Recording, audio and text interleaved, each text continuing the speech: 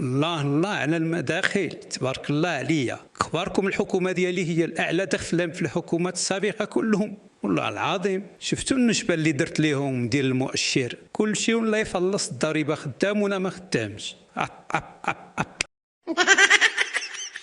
هي ترى ماشي المواطن عندنا، ترى باقا راه حلوب. هاد السيريات ديال المواطنين ما بقاوش كيخرجوا في حتى بلاصه في العالم، ما ينينش واخا تهز عليه هزيتي. ومازال بان لي غادي نضربوا به واحد 5 سنين خراجه هي من ورا هذه اللي قربت تسالى. تبارك الله تبارك الله، شحال ديال المداخيل ومضاهينا باقا راه حلوب. قبل الانتخابات وفي مجاهل الفقر اللي كاين في جنوب المغرب، السي اخنوش كيدير الحمله الانتخابيه. اجي ونشوفوا كيفاش. باش ما سخك الله السي المواطن، انا مزاوق غير شي صوت. جيت عندك حتى الجبل السي المواطن، ها معاري لما صوت عليا. صوت عليا وما غاديش تندم. غادي نصلح الطرقات ونبني المستشفيات وندير لك المدارس في كل حي. ما كاينش وعد نطقت به الا وغادي نحققه، وانت تستاهل حسن. والا شنو قيمتي كسياسي الا ما وفيتش؟ انا هنا باش نخدمك ونخدم ولادك، الله يجازيك بخير. وكنأكد ليك الا صوتت عليا غادي يكون عندك واحد المستقبل واعر، حتى الحلم غادي يتحقق بحال في الافلام، وكل شيء غادي يولي بخير في البلاد. غير عاودني بهذا الصوت. من بعد فيضانات الجنوب وكثرة المشاكل والفقر والتضخم، المواطن المسكين جاي يسول فين وصلت الوعود اللي قال لي اخنوش في الجبل. واش تبان ليك مسالي؟ حنا راه كندويو غير مع السنيور. واش حنا مسالين نهضروا ونضيعوا الوقت مع بوزبان؟ سير شد الصف مع خوتك يا لطيف على المقردين شحال لصقه.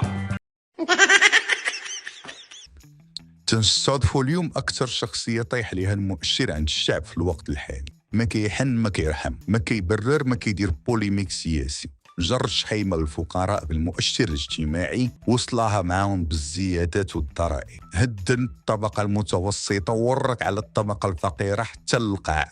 هجر الأدمغة والأسر المثقفة من البلاد. ما عمرنا ما شفنا شي مواطن بكى في المارشي ديال الخضرة حتى شفناه مع أخنوش. ما عمرنا ما شفنا الصحفيين كيتابعوا بهذه الحقره ولا مبالاه حتى شفناها مع اخنوش. ما عمرنا ما شفنا قوانين كدوز بالجمله في البرلمان السيمسي وتتخرج على الشعب على قدو وتقيد الحريه ديالو حتى شفناها مع اخنوش. اجي بعدا شرح لنا السي اخنوش قضيه المغرب اللي هو الاول في المساواه بين الجنسين اللي كطبلوا لها هاد الايامات. المغرب طبعا هو الاول في المساواه ما بين الجنسين. القهر عندنا بالتساوي العيادات للرجاله، ما عندناش التمييز الجندري في هذه القضيه، كل شيء مطحون. مساواه في البؤس، فعلا هذه هي المساواه والا فعلا. نشوفوا الروبورتاج التالي. غدا وليدي بالنخاله نعجنها وليدي. حنا نشوفوا سكتوا، ولكن الله اللي غياخذ الحق. واللي عنده 5 الاولاد مسكين اش غياكل؟ اسعار مرتفعه لواحد الحاله لا يرثى لها. اش ظهر لك السي اخنوش؟ اللحوم ماشي صحيه، وزيدون حتى الخضروات اثبتت الدراسات ماشي صحيه للمواطن. صحيه فقط التصدير باش تدخلوا القرمومه ياك؟ تماما. ايوا والحل؟ الحل هو ان المواطن ياكل الشعير، ماشي يشد صحته ويبني البلاد. والكروفيت والكالامار والكافيار اللي كيعطيو البحوره ديالنا فابور فين هو؟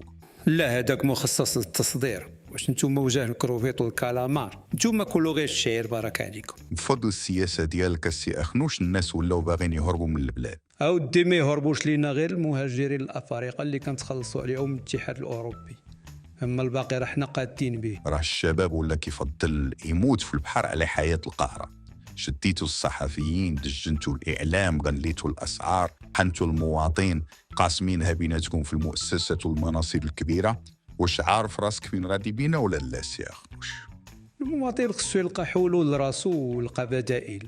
واش انا غنخلي المشاريع الكبيره وننزل ندير حل لكل واحد؟ واش حنا مسالين؟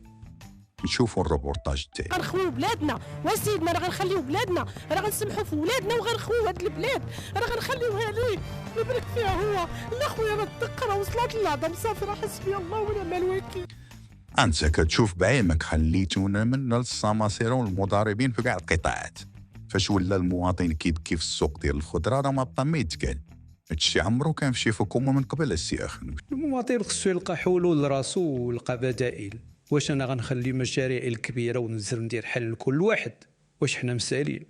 ايوا شنو هو البديل على الخضره مثلا السي اخنوش اللي يقدر يديباني به المواطن؟ القرنينه.